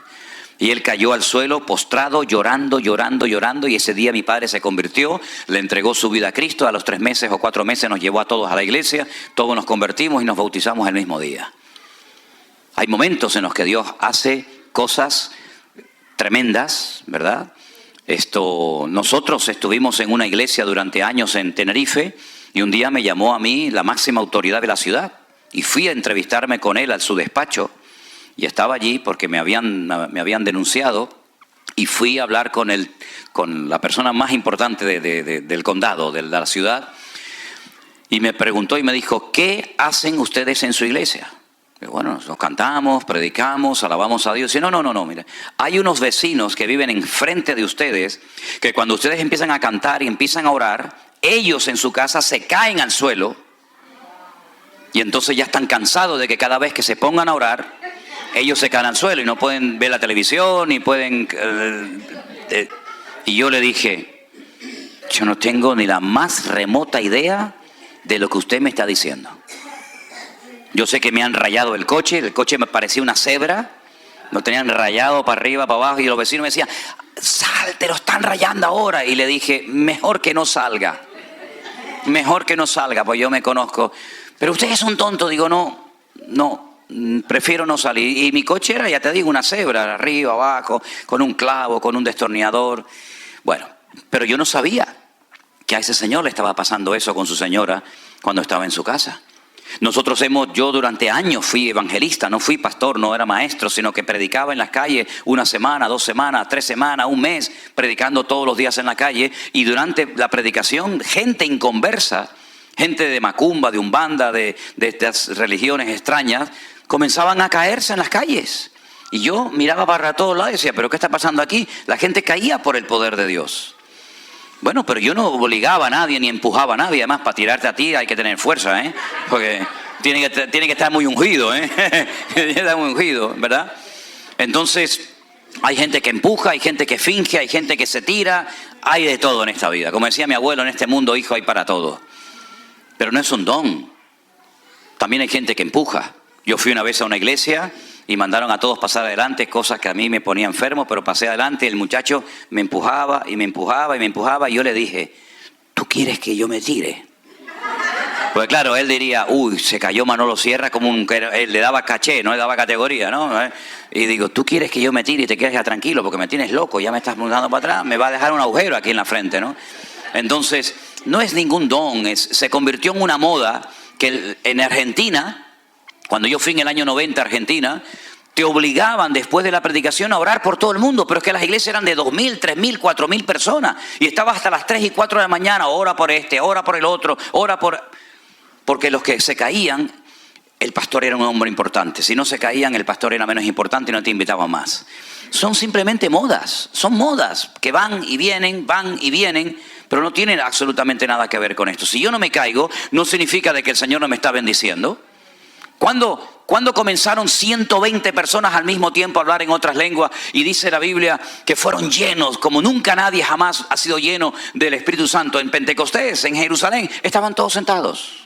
Lo dice, estaban todos unánimes sentados. Allí no se cayó nadie. Y aquello era genuino de parte del Señor. Ahora, cuando vinieron a aprender al Señor Jesucristo durante la noche en el huerto de Getsemaní, y Jesús dijo, ¿a quién vienen a buscar? Dice, a Jesús. Dice, yo soy. Así, ¡bum!, se cayeron todos al suelo. Se levantaron y lo llevaron a la cruz, así que no les sirvió de nada que se cayeran. Pablo cayó al suelo. Daniel cayó al suelo temblando.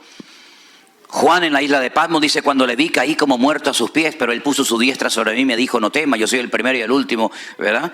Juan también cayó postrado al suelo, pero el ángel Gabriel se le presentó a Daniel en Babilonia y quedó muerto de miedo, temblando, y se le presentó el ángel Gabriel a María y ni se inmutó y le dijo, ¿cómo será todo esto?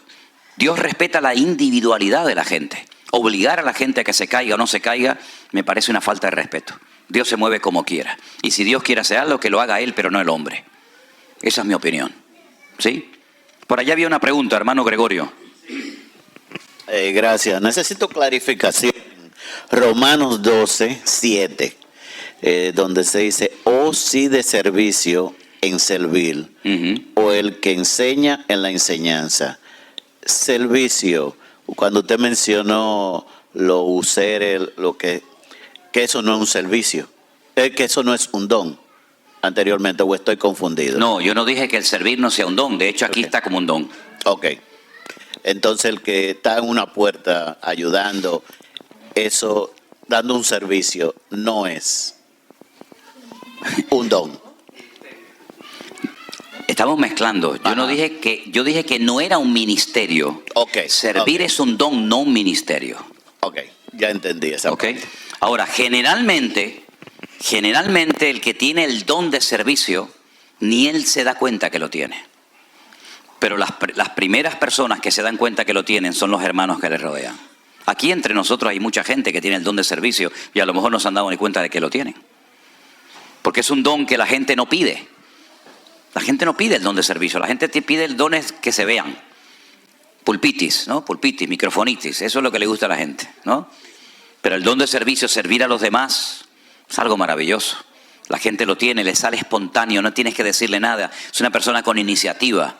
¿Saben? Una vez hicimos una pequeña obra de teatro y dije, miren, vamos a explicar de una forma gráfica cómo se manifiestan y operan algunos dones. Encima de la mesa teníamos una torta, pero habíamos puesto una cáscara de plátano en el suelo. Entonces llega la persona y dice, cuidado con esa cáscara de plátano que el que la pise se va a caer. Cuidado, tengan cuidado que hay una cáscara de plátano que el que la pise se va a caer y se puede romper un brazo o se puede hacer daño. Viene una persona, la pisa, se cae al suelo. Pero enseguida viene una persona con la fregona, con el cubo, con todo, lo recoge, lo limpia, lo deja todo preparadito. Y viene alguien a continuación y dice, la persona que acaba de pasar ahora pisó la cáscara de plátano y se cayó en un ángulo de 45 grados. A continuación esa persona tuvo que ser llevada al hospital donde fue atendida y estuvo 3 meses acayolado en una cama, de vuelta que dale, no sé qué, no sé cuánto. Pero llega otra persona y dice, ¿y qué pasó? No, que al tropezar tumbó la tarta. No se preocupen, ¿cuánto vale la tarta? Muchacho, corre, vete a comprar inmediatamente una. Pero aparecía otro por allí y decía, a ver, tú coge la fregona, tú vete para allá, coge al muchacho al hospital, cómprame una tarta. ¿Cuáles fueron los dones que se manifestaron ahí? El profeta vino y dijo, se van a caer, lo estoy diciendo más. Al profeta, al que predica la palabra, muchas veces al que menos caso se le hace. ¿Quién fue el que dio una explicación de lo que había sucedido? El maestro. ¿Y quién fue el que fue corriendo a buscar la tarta? El que tiene el don de servicio. Pero después vino alguien y le dijo, hermana, ¿te pasó algo? ¿Qué te ocurre, mi niño? Levántate. El don de misericordia, ¿verdad? Y cada uno de los dones se va manifestando de una forma natural en la vida de la gente. Y a veces la gente ni se entera, ni se percata que tienen. Pero son dones tan importantes y tan necesarios dentro de la congregación. Ahora, puede ser que una persona esporádicamente se ponga en una puerta para dar la bienvenida a la gente. Y no necesariamente tiene el don de servicio. Pero el que tiene el don de servicio le sale por todos los poros de la piel. No hay que decirle nada. Él se pone, él limpia, él friega, él va. Él no quiere ni que le digan gracias. Él no depende de nadie, sino que él disfruta sirviendo a los demás. Y eso es un don. Hay gente que le gusta que le sirvan y hay otros que le encanta servir a los demás.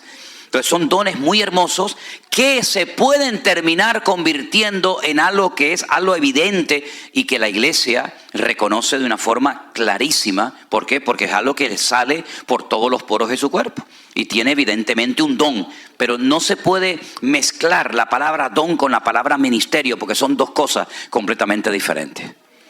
Digo para hablar con propiedad. Si una persona tiene el don de servir y quiere decir, como lo dicen, yo tengo el ministerio de servir, bueno, dígalo, pero yo le enseñé que la forma correcta de hablar no es esa. La forma correcta de hablar es lo que dice la Biblia, pero después cada uno que haga lo que quiera, ¿sí? ¿Alguna pregunta más? No sé si respondí a su pregunta, hermano Gregorio. ¿Sí? Ok. Déjeme que responda a una pregunta que me mandaron, porque son personas que llevan tiempo esperando una respuesta. Esta pregunta la manda un hermano que se llama Pablo desde Argentina y dice así. Pastor, un hermano me dijo que Dios no castiga. Pero yo leo, por ejemplo, en la Biblia, en Apocalipsis, en el libro de Hebreos y en otros, en la versión Reina Valera, y veo que Dios sí castiga. ¿Será que se ha traducido mal la Reina Valera? Quedo a la espera de su respuesta. Dios le bendiga y muchas gracias. Mire, hermano Pablo, le digo lo siguiente. No es cuestión de traducción, no es cuestión de versión, es cuestión de conocer el corazón de Dios. Dios, claro que castiga. Es un Dios de amor, pero dice la Biblia que Dios también es un Dios justo. Y lo que pasó en Sodoma y Gomorra, ¿quién produjo la destrucción de Sodoma y Gomorra? ¿El diablo? ¿O fue Dios? ¿Quién mandó el diluvio? ¿Satanás? ¿O lo mandó el Señor? ¿Quién fue el que creó el infierno? ¿Satanás? ¿O lo creó el Señor para Satanás y todos sus demonios? ¿No dice la Biblia en la carta del que fuera a los hebreos que Dios al que ama castiga o disciplina? Claro que Dios castiga, pero castiga al desobediente, castiga al pecador, castiga al que no guarda la palabra de Dios. Pero al obediente lo honra, lo premia, lo bendice y lo usa. Así que no es cuestión de que la Reina Valera esté mal traducida, es cuestión de que conozcamos el corazón y la naturaleza de nuestro Dios y veamos que el que dijo la paga del pecado es la muerte, no fue el hombre, no fue la iglesia, sino fue Él en su palabra. Por lo tanto, las consecuencias del pecado, tanto a corto como a largo plazo, son terribles. Cuando Adán y Eva pecaron, bueno, no pasa nada, que se queden en el jardín del Edén. No, fuera de aquí. Los expulsó, ¿por qué? Porque Dios castiga y no tolera el pecado, y ese es nuestro Dios. Amén, hermanos. ¿Hay alguna pregunta más que quieran hacer en esta mañana los que están aquí? ¿Usted otra vez, hermana? Venga, para. No.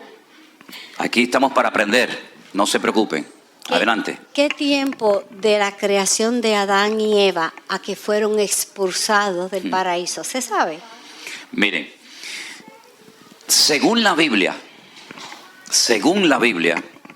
y esto es interesante que lo sepan ustedes, de Adán a Cristo hay 4.000 años. Y de Cristo a nosotros, 2.000 y pico. Es decir, la historia bíblica van por 6.000 años.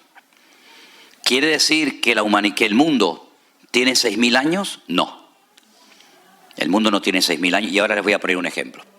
Miren, nadie sabe exactamente cuánto tardó Dios en expulsar a Adán y Eva del jardín del Edén cuando pecaron. Probablemente fue el mismo día. No creo que hubieran pasado 300 años hasta que Dios dijo, los voy a expulsar. Yo creo que fue algo instantáneo. Es mi opinión. Pero por otra parte tampoco sabemos cuánto tiempo estuvo Adán y Eva en el jardín del Edén. ¿Cuánto tiempo estuvieron? ¿Una semana? ¿15 días? ¿Un mes? ¿Un año?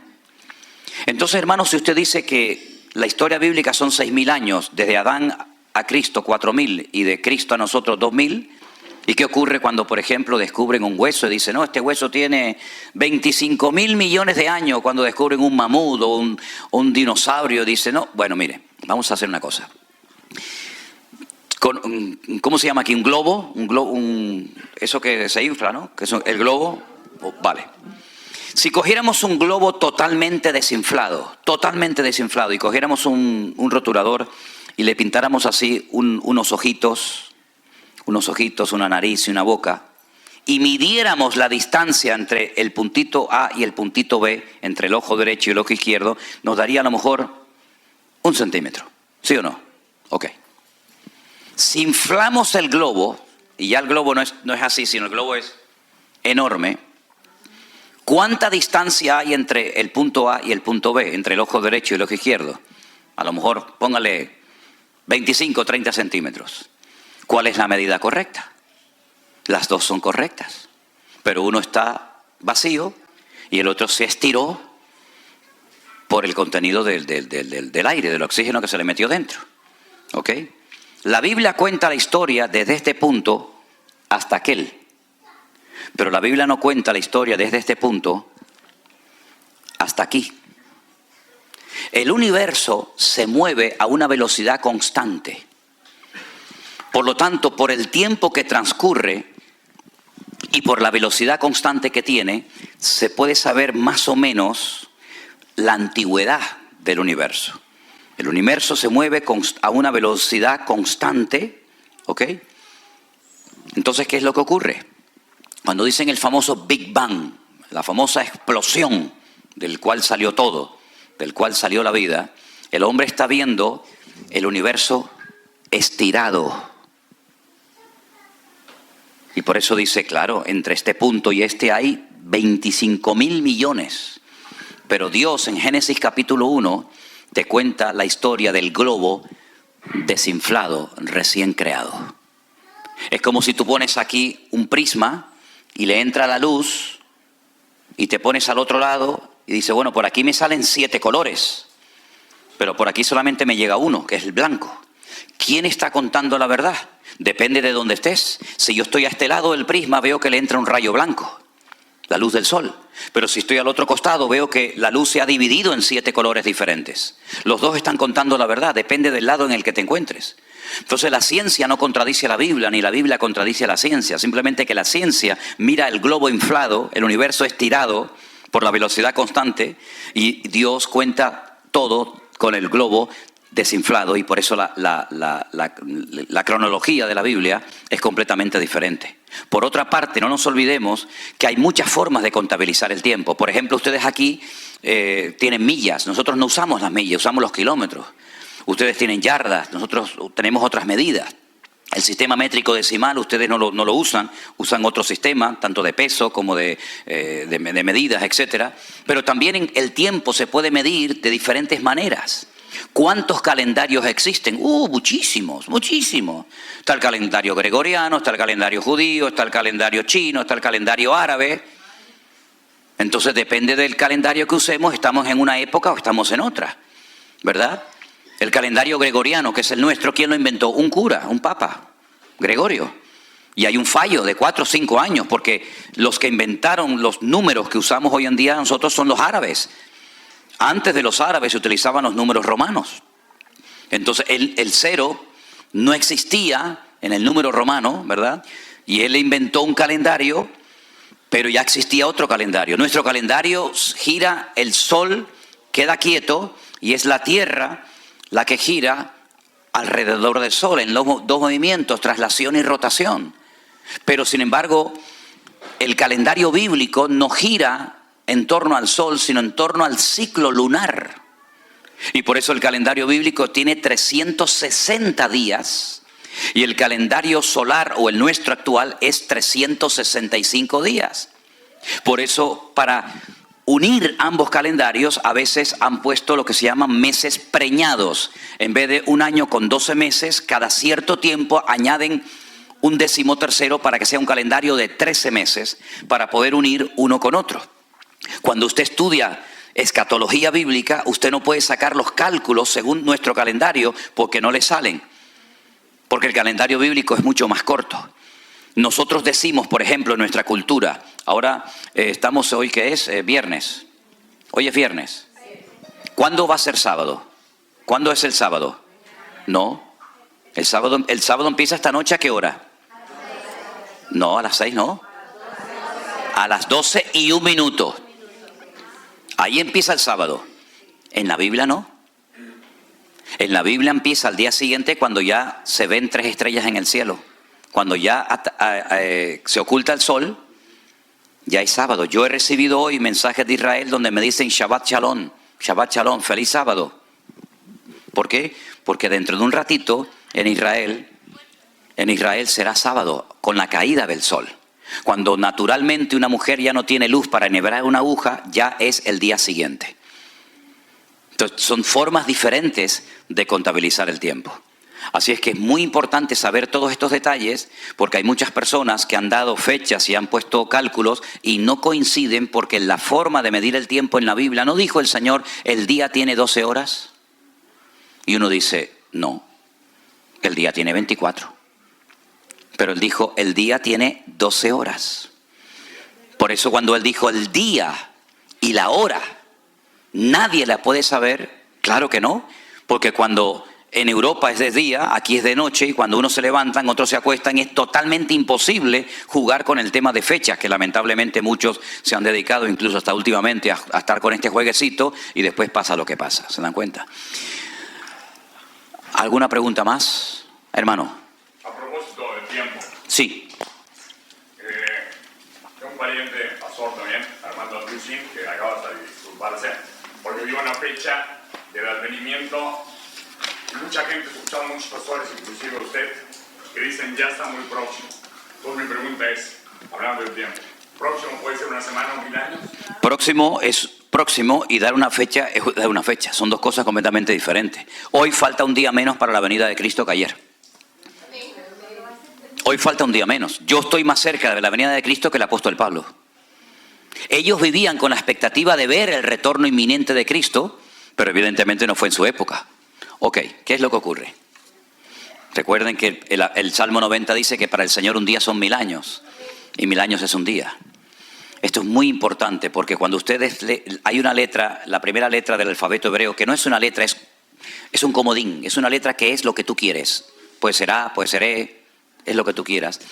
En el primer versículo de la Biblia aparecen 6 letras Aleph. Aleph, Elef son 1000. Es decir, la Biblia te va a relatar en un periodo de tiempo una serie de cosas que van a ocurrir. Entonces, conociendo el tiempo, conozco la señal que se va a producir en mi época. La señal del profeta Jonás no es para nosotros, la señal del profeta Jonás fue para la generación del Señor Jesucristo, ¿vale? Pero en cuanto a la venida del Señor, ¿qué es lo que falta? Bueno, es que habría que clarificar qué es la venida del Señor y qué es el arrebatamiento de la iglesia, porque son dos cosas completamente diferentes. ¿Qué es lo que está esperando el creyente? ¿Que venga Cristo o que seamos arrebatados con Él? Ahí bueno, es que ahí habría que clarificar.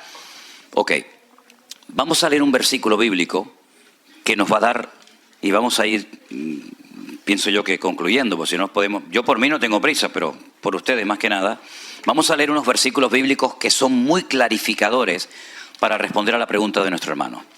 En 2 de Tesalonicenses, por favor, apréndanse este capítulo de memoria, lo pueden hacer sin ningún problema. El capítulo 2 de 2 de Tesalonicenses es de vital importancia, sobre todo para nosotros hoy en día. Y dice así la palabra del Señor. Estamos en 2 de Tesalonicenses, capítulo 2, versículo 1.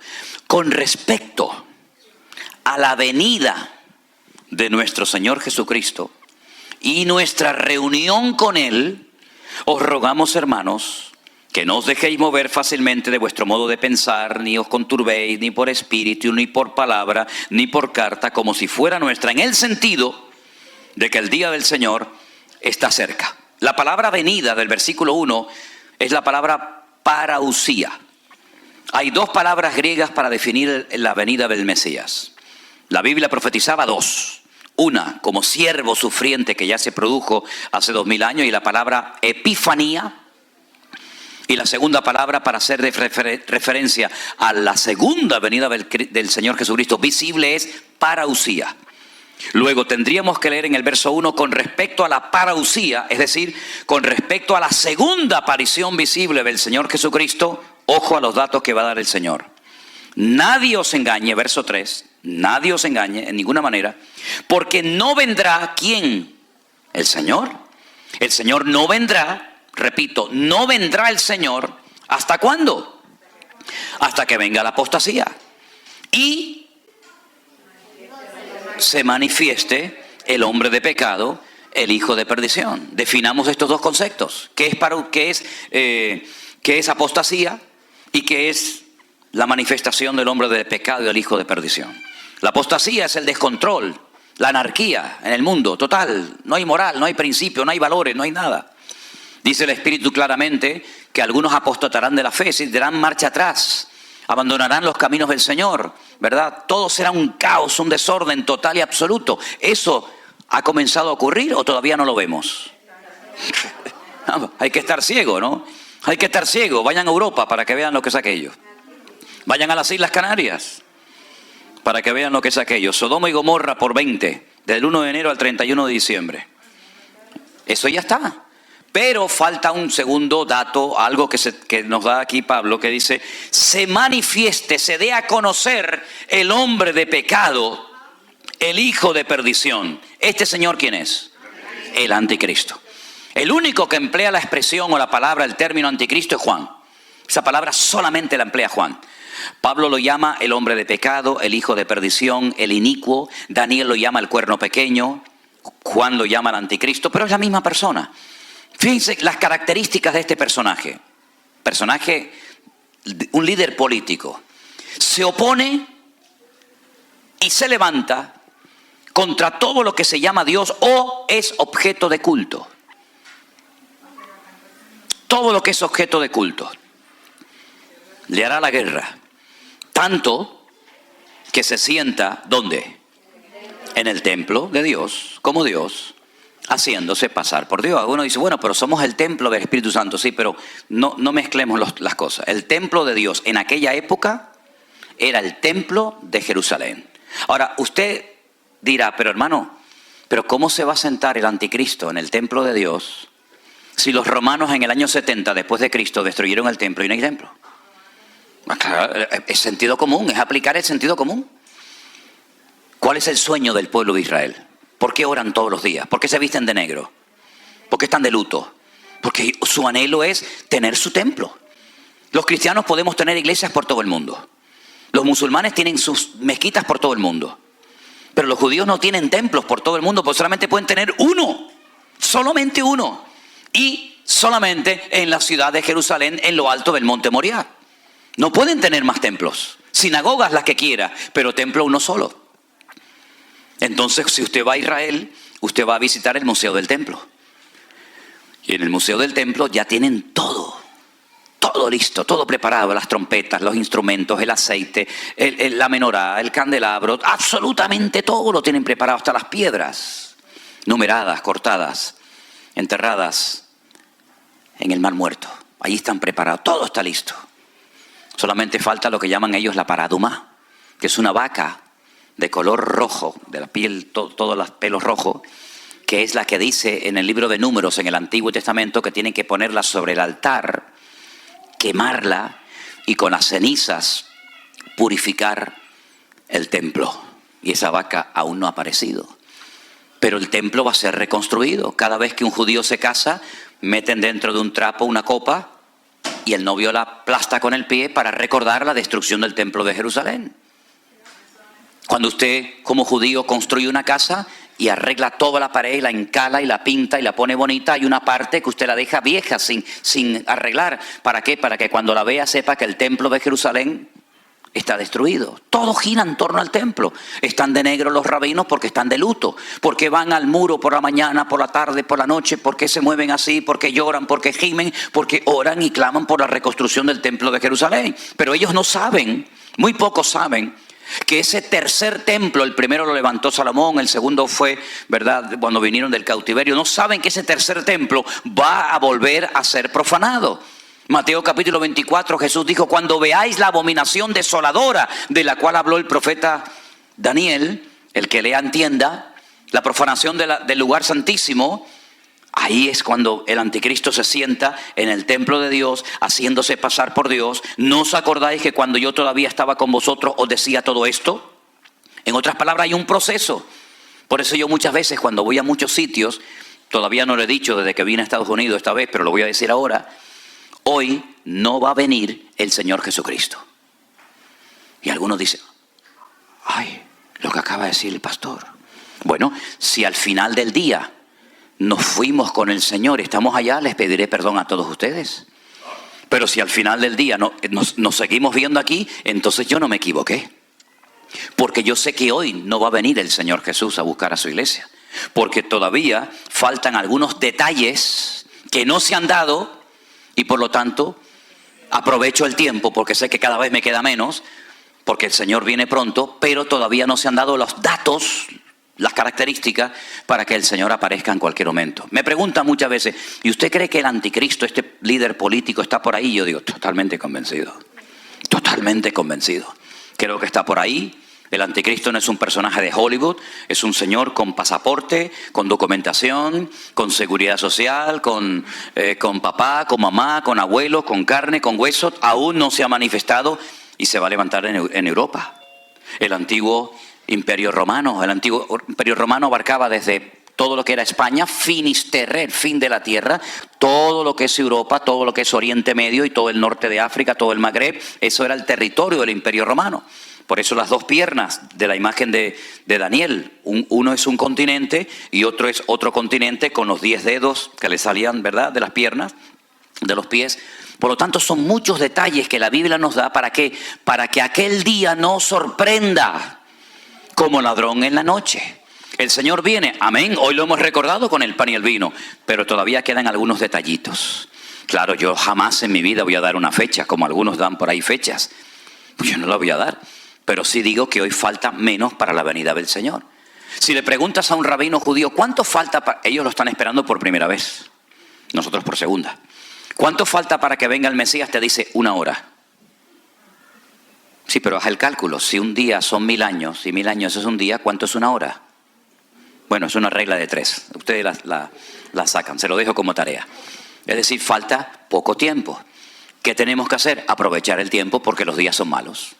Entonces las señales que nos rodean nos indican que el mundo es tan cambiante. Miren lo que pasó en marzo del 2020. Nunca en la historia había sucedido que toda la humanidad, todas las naciones de la tierra, todos los 5 continentes, estuviéramos confinados en nuestros hogares.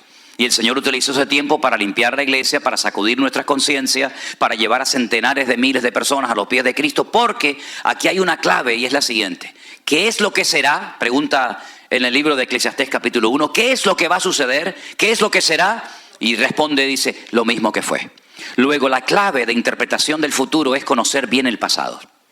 Si tú sabes lo que pasó, sabrás perfectamente lo que sucederá en el futuro. Porque Dios habla del futuro en tiempo pasado. Está invertido el orden. Por eso cuando tú lees la Biblia, te das cuenta que Él te habla en futuro, pero el tiempo del verbo está en pasado. Y cuando te habla en pasado, te está hablando al mismo tiempo en futuro. Bueno, son cosas que yo sé que puede resultar un tanto complicado, pero es muy interesante este tema. Y por eso me da mucha lástima, mucha pena cuando hay gente que dice, es que yo no entiendo el Apocalipsis. De ahí surgió el primer libro de escatología, para que la gente disfrute leyendo el Apocalipsis y no le dé miedo. Y no digan, ay, yo no leo esto porque no lo entiendo. Un caballo que cambia de color y uno que le crea un cuerno por aquí y otro le sale un cuerno por allá.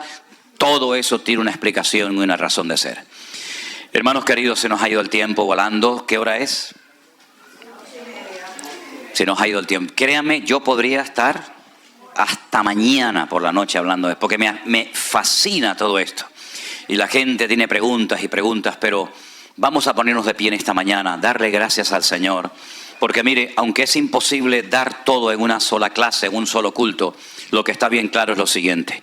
Dios nos ha bendecido tanto y nos está abriendo tanto el entendimiento para que estemos preparados, para que no estemos preocupados, que si tengo esto. Miren, hermano, a mí me da igual cómo me llamen o cómo me traten. Yo sé a lo que Dios me ha llamado y a lo que Dios no me ha llamado. Yo no voy a decir, no, yo tengo el ministerio de esto, yo tengo el ministerio de lo otro. Mire, ustedes sabrán lo que yo tengo y lo que no tengo. Porque al fin y al cabo, lo que Dios nos ha dado, ¿para qué es? ¿Para ponerlo como las medallas de los militares en el pecho y decir, fíjate todas las medallas que tengo? ¿O es para servir al Señor? Si Dios te ha dado algo, es para que sirvas a los demás. Y al que mucho se le da, mucho también se le va a pedir. Por lo tanto, qué tremenda responsabilidad tenemos nosotros hoy en día. Porque Dios nos ha dado tanto, tanto, y lo que queda todavía. Amén, hermanos.